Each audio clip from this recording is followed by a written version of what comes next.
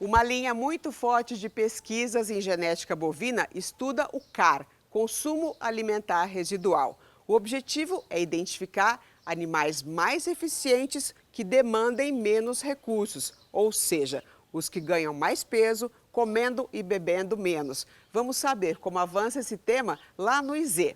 A maior fatia dos custos aí de produção de bovinos está atribuída à alimentação. Por isso, o produtor precisa ter animais que carregam na sua genética a eficiência alimentar. E é sobre esse assunto que nós vamos conversar agora com a Sara Bonilha, que está aqui conosco. Bem-vinda ao nosso programa. Obrigada, muito obrigada pelo convite.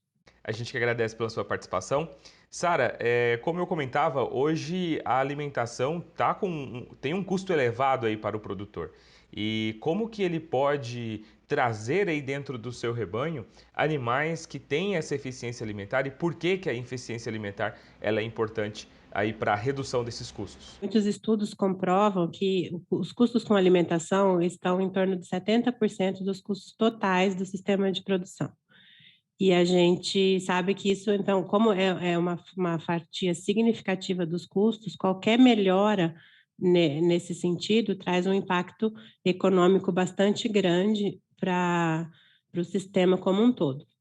Então, estudar a eficiência alimentar e destrinchar todos os fatores relacionados à eficiência alimentar nos rebanhos de corte é uma estratégia que traz bastante resultado, né? Porque por menor que seja o ganho com isso nos rebanhos, esse pequeno ganho significa muito, porque os custos com alimentação significam muito no processo de produção. Então, o produtor pode pegar essas informações dos estudos, né, e usar os touros que tenham a eficiência alimentar avaliada e a avaliação genética para isso, e incluir a característica no seu rebanho, usando esses touros com informação para a eficiência alimentar. Qualquer centavo faz a diferença no final, né? Porque se você coloca alguns centavos por cabeça de animal dentro de um rebanho, no final das contas vai fazer diferença aí para o produtor, né? E, Sara, além da genética, quais outras técnicas aí de manejo e também tecnologias que o produtor pode incorporar dentro da sua produção que vão ajudar aí os animais a ter essa eficiência alimentar?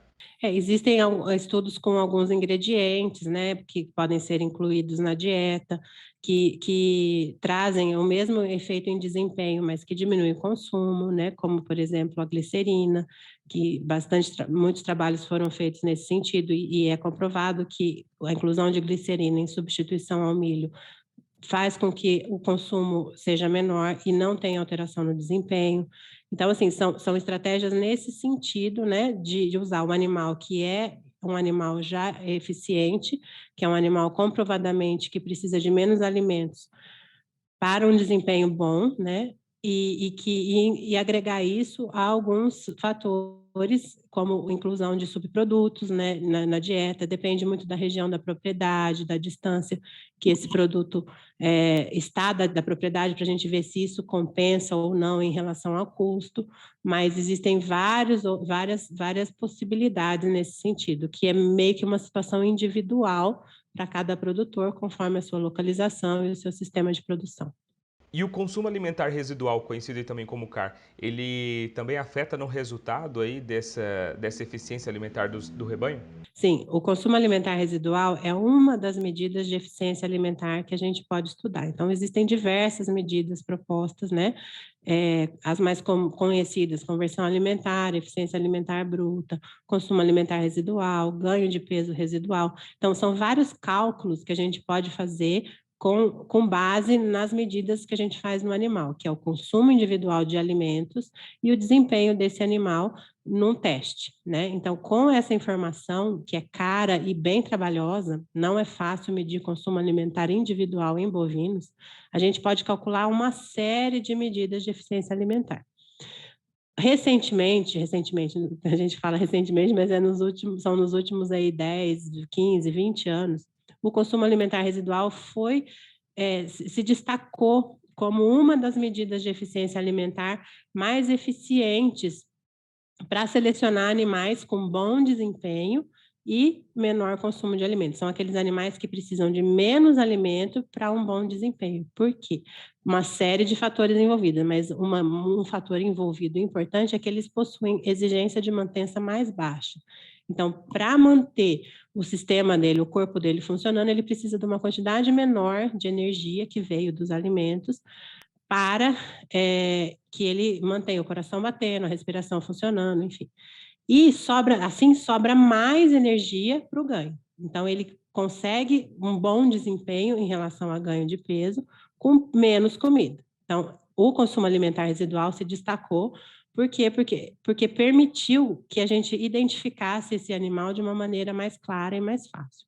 Então, mas existem uma série de outras medidas de eficiência alimentar, e o consumo alimentar residual tem sido usado mais recentemente, nos últimos 15, 20 anos, como uma medida boa para programas de melhoramento genético, para agregar a característica eficiência alimentar como um todo nos rebanhos, como critério de seleção e como, geneticamente falando, como genes interessantes, genes de interesse econômico.